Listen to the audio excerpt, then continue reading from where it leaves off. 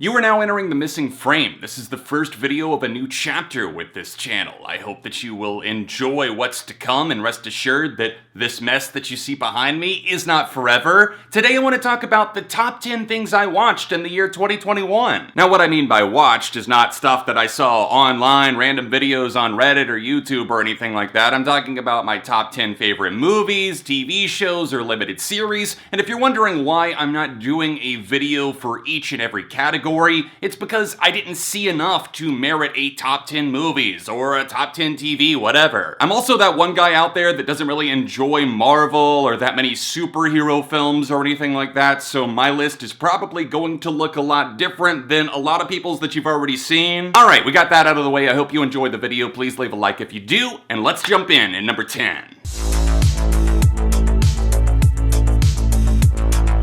The Flight Attendant stars Kaley Cuoco. It's an HBO Max original. It was intended to be a limited series, but it's now been picked up for season 2. And honestly, I think that's a good thing because it seemed like there was a lot of story left to tell. I love the fact that it's a very visceral, evolving mystery, and there's so many subplots and other characters that get intrinsically connected to the events that are occurring. Obviously, I'm trying not to spoil too many things as we go throughout this list, but I thought the acting was top-notch. I love the direction, some of the camera movement. The opening sequence is fucking incredible. One of my favorites that I've probably ever seen. And if you enjoy a good mystery, something that also dives into trauma, alcoholism, and definitely really details its characters, then I cannot recommend this one enough.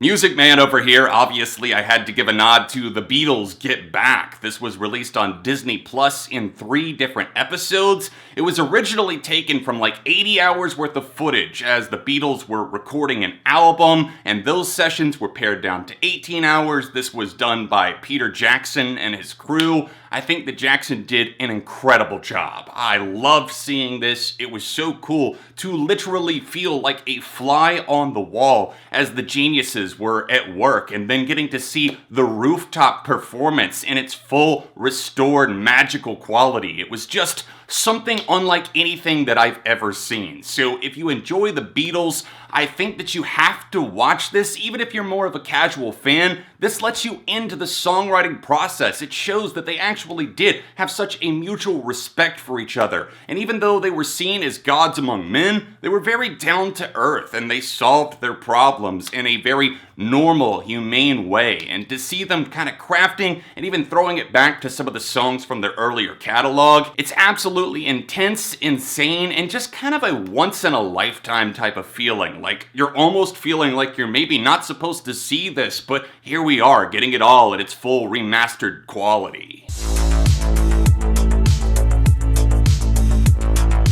Last Night in Soho is the latest film by Edgar Wright. It stars Anya Taylor-Joy, Thomasin McKenzie, and a fantastic supporting cast that pulled out some characters that maybe you wouldn't entirely expect. There's a lot of twists and turns in this one, but the main concept is that this character is a fashion student and she's having kind of these nightmares, these dreams, these visions, that she's this older person from a different decade, Sandy. And as she falls into this world, she starts to realize that things are not entirely as they seem. And I just loved everything about this movie. I know some people had issues with the second half and some of the twists. They didn't feel that some of the CGI that was used was all that fantastic.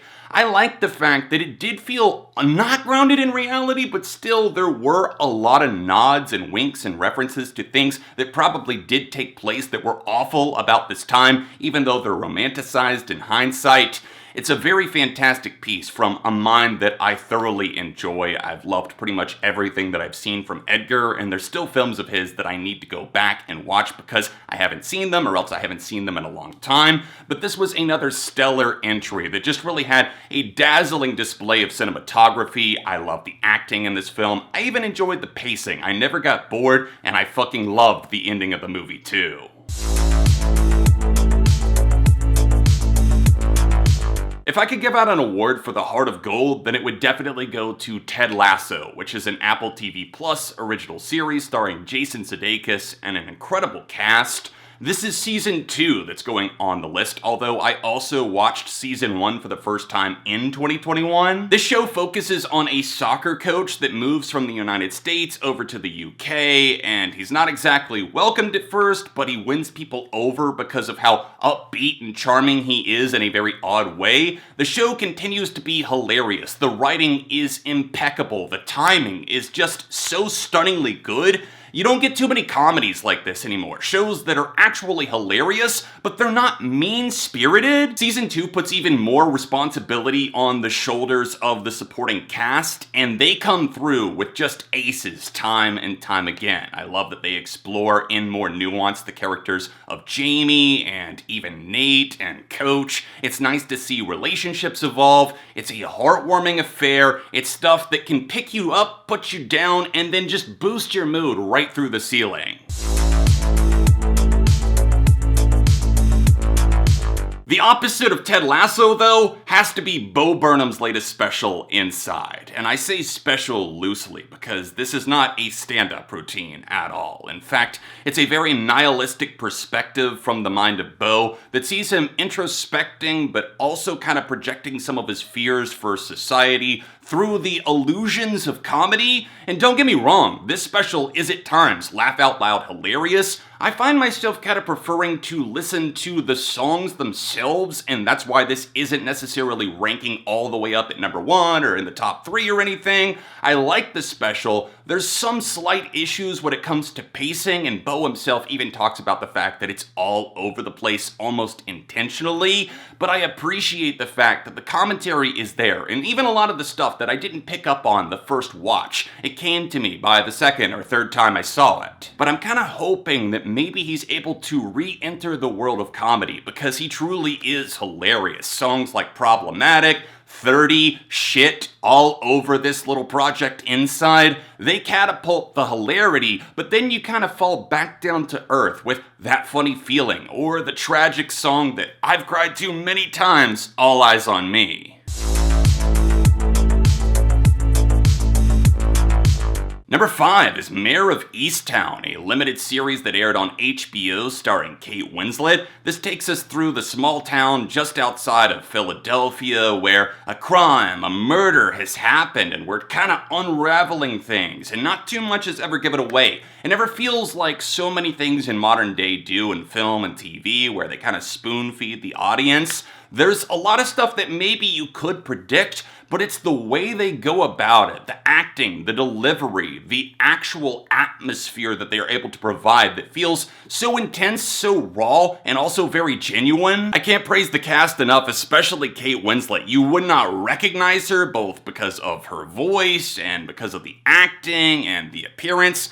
Everything is authentic, and you see a character that is truly struggling with a lot of things. And as more weight begins to add up on everyone around her in her life, the decisions that have to be made in a split second to live or die, essentially, or to find the truth, or to go a different route, it was electrifying. I put Invincible at number 4. This is an adult animated series by Amazon Studios. This was created by Robert Kirkman, the co-creator of the Walking Dead comics and the TV show as well.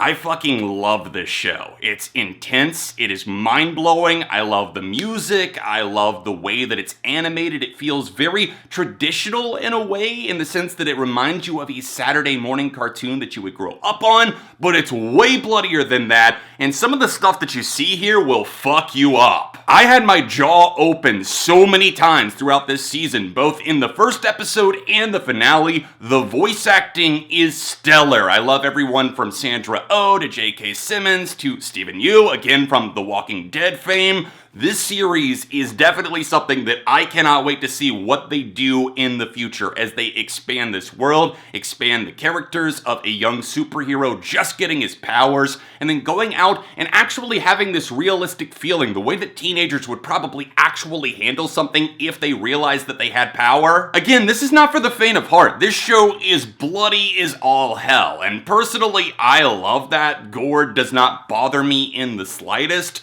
But if you have a weak stomach, then I don't know, maybe eat before binging. I guess 2021 was the year of the limited series, at least for me, because I have another insanely good one in Maid at number 3. This aired on Netflix. It's 10 episodes long, about an hour each, and I couldn't get enough. This is another one that's up in the air when it comes to possibly a season 2. I wouldn't be opposed to this one, but knowing what we got in season 1, such a real, authentic look into the heartbreaking trauma of abuse, generational alcoholism, and just seeing the effects that can have on someone, it shows you how many times society can fail a person and how everyone's world can collapse around you, how nobody can come through for someone, and yet they still have to find a way to soldier on. It really puts things in perspective, not only for me, but I'm sure for many others that watched, and for others who can unfortunately relate to Alex's trauma and situation. This is a show where a young child is involved, and the kid actor was fantastic in her moments where she had to be there, to be present, and to feel genuine. I never felt like I was watching actors. I felt like I was watching real people. The representation, a hardworking young mother who has to become a maid in order to provide for her new situation where she's trying to get away from her abuser. It's something that I've heard people call boring, and I'm so sorry if you're that privileged to be able to call this boring, to not be able to feel the visceral emotion that's bleeding from pretty much every episode, every script. This is a series that only continues to get better as it goes along. Not that it doesn't start off in gripping fashion, because it does, but the way they're able to show things like mental illness and hopelessness and coming to terms with alcoholism and generational abuse and trauma without it feeling like they're patting themselves on the back, that's not something that you see every day, because I didn't for a second feel like this show was cheesy, preaching to me. It was just showing something that sadly actually does happen, and at the same time, it's bringing awareness to these situations. Oh, you bet your ass we're going there. And number 2, it's Malignant, from the fucked up mind of James Wan, that's brought us the Saw universe and the Conjuring films as well. This is a movie that intentionally is campy, over the top, and maybe it won't be for everyone. But if you can kind of take your expectations and toss them out the window politely, please, come back to reality, because turn off your mind. You're at the movies. You're here to have a good time. You're not necessarily here to see reality in some sort of horror flick. I think people forget that too much. They rely way too heavily on the tropes of the genre, and especially modern day, it feels like everybody's following a beat. It's following a pattern, and Malignant is not that at all, and we know that from the opening sequence of the film. Really, we see something fucked up happening, and we don't entirely know what it is. It's some sort of growth, it's some sort of monster. What could it be? And the mystery unravels in one of the weirdest ways that I could have ever expected or not expected to see on screen. I'm so glad that I saw this in theaters, because there were moments where the audience was just kind of gasping, and I was right there with them, especially a scene at the police station where just the most intense, bloody brutality that you could ever imagine ensues. It's pure chaos, and they flipped the script entirely. I didn't see so much of this coming from a mile away at all. Getting crowned all the way at number 1 is another limited series, this one from Netflix, from the mind of Mike Flanagan, who brought us The Haunting of Hill House and other films that I've really loved, like Oculus in the past and even Hush. This is Midnight Mass, and it's absolutely insane. Spoilers ahead, so if you haven't seen the show yet, I'm going to talk about some minor spoilers for the series that I wouldn't want to ruin for you if you haven't yet watched it, so please skip ahead to the time code on screen if you so choose. Angels, demons, dead cats, vampires, priests gone wild. This is an absolutely insane show that shouldn't be as charming as it is, but as somebody who comes from a religious background, it is so cathartic to see something like this, to see the church explored in this fashion. I have never seen a series that affected me in the way that Midnight Mass does. You start to lose track of how many long, excellent one-takes this show is able to achieve, because the acting is so sincere, so emotional. You really do feel like you're in the room with some of these characters. The entire series starts with the character coming back, the character of Riley, and he's coming back to this island that's separated from the rest of the world, and strange things begin to happen on this island.